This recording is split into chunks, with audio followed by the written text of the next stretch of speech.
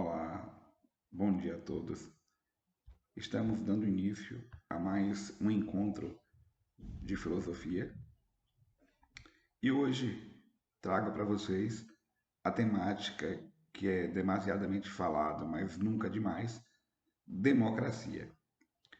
E aí vamos fazer uma viagem no tempo, retornando ao berço da democracia, que é a Grécia.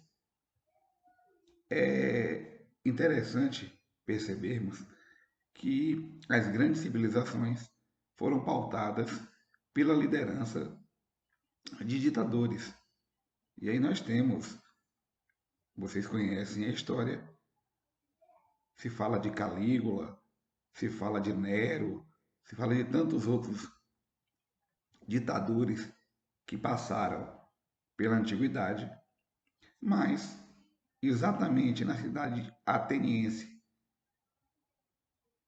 capital grega, cidade dos grandes eventos esportivos, cidade que estava sob a liderança do politeísmo dos deuses, também foi lá que nasceu a democracia. E de que forma isso aconteceu? Aconteceu exatamente porque um membro da chamada elite, tão combatida e tão falada na atualidade, se revoltou contra o que acontecia e liderou um grupo de pessoas. Vamos chamar isso de uma revolução.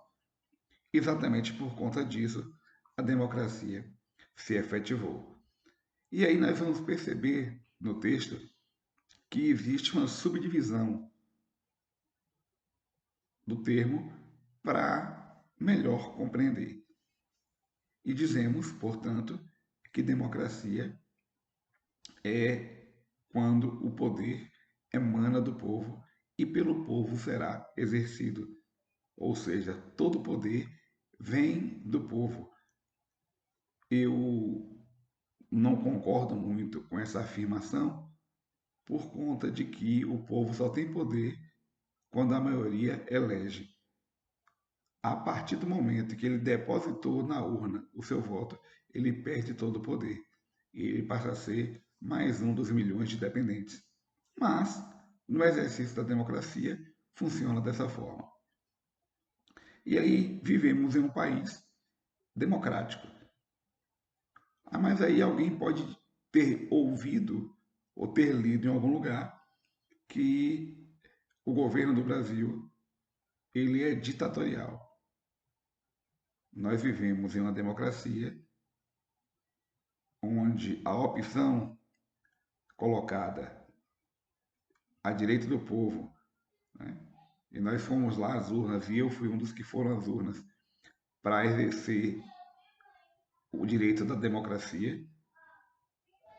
Então, regido pela Carta Magna do país, a Constituição Federal de 1988, eu posso, e vocês, que já têm 16 anos, se optarem por isso, já podem votar, eleger o governante que vocês querem, quer dizer, o que a maioria quer, não é o que nós queremos, é o que a maioria quer, no pleno exercício da democracia, o chamado sufrágio universal do voto. Mas vamos retornar para o texto.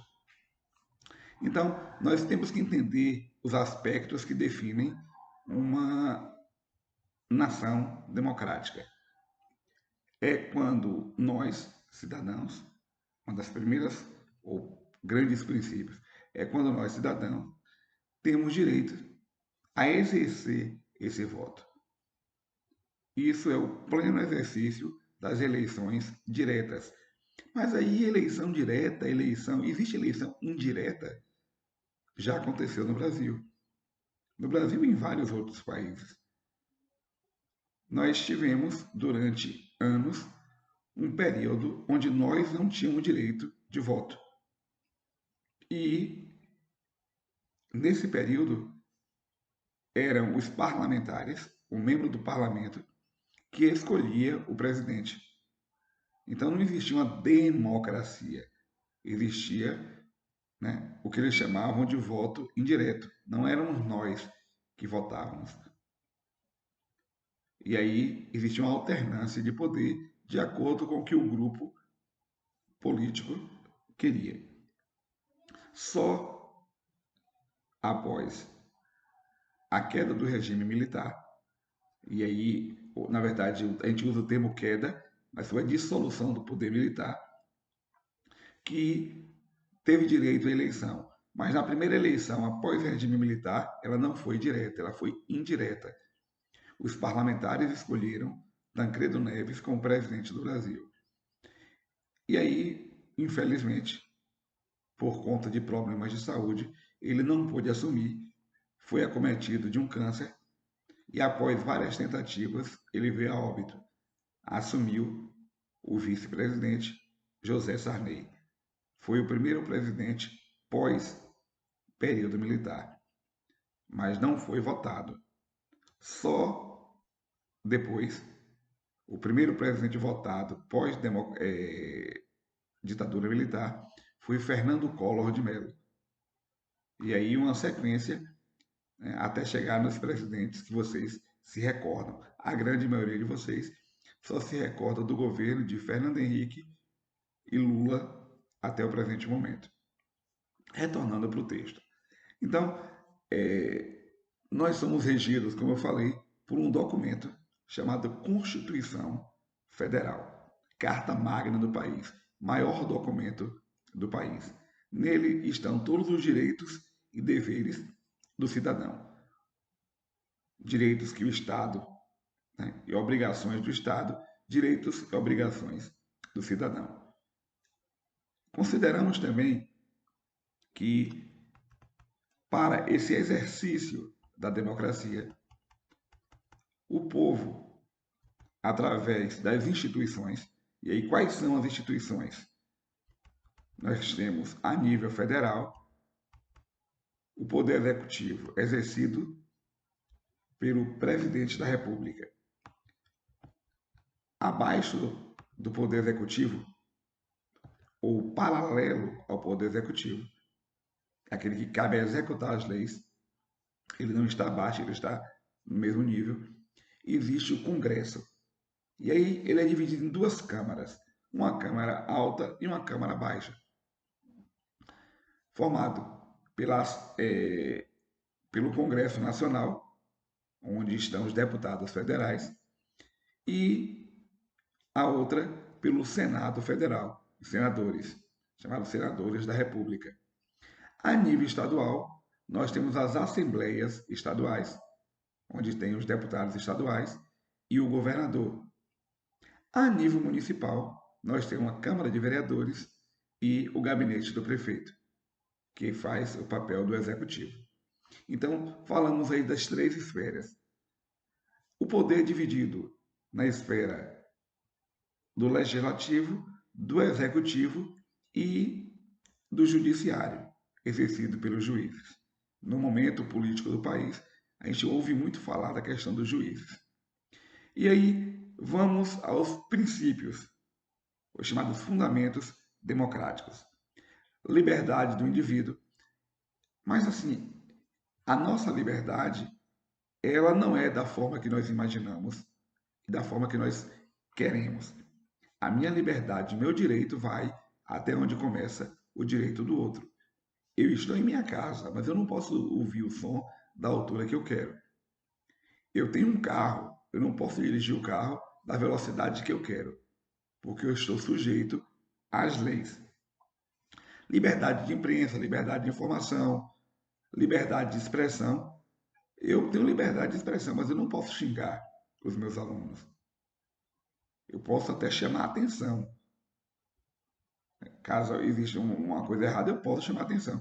Mas em hipótese nenhuma, eu posso estar xingando, eu posso estar denegrindo, porque eu estou ferindo o seu direito. Então, o meu direito vai até onde começa o direito do outro. E aí, vamos ao significado. O que seria democracia? É uma forma que foi criada lá na Grécia, é uma forma legítima, onde existe um cuidado do povo, é uma forma de administrar, onde, eu falei no início, o poder vem do povo. E aí eles fracionaram a palavra e utilizaram kratia, um termo grego, e democratia, como inicialmente era chamado, para falar exatamente dessa estruturação do termo. Seria uma forma de governar através do povo. E aí, eu estou falando da Grécia, época antiga. De lá para cá, foi se seguindo esses princípios. Claro, existiam as monarquias, existiam outras formas, mas ela foi amadurecendo, e aí essas coisas que são deixadas de uma geração para outra, nós chamamos de legado. Qual o legado que nós temos lá da Grécia? Daquele movimento que foi feito na Grécia. Nós temos exatamente os direitos exercidos através da nossa Constituição, os direitos democráticos. Isso é uma herança que ficou para nós desse período. E, basicamente, ele tem dois fundamentos.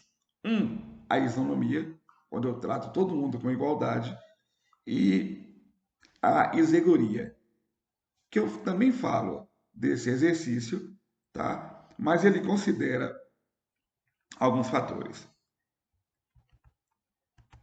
Continuando, nós vamos falar dos diferentes tipos de democracia. Ora, diferentes tipos? Como assim diferentes tipos? A democracia pode ser diferente? Sim. Ela pode ser uma democracia direta, ela pode ser uma democracia indireta, ou seja, ela pode ser exercida diretamente através da vontade ou de forma indireta. Vou dar um exemplo simples.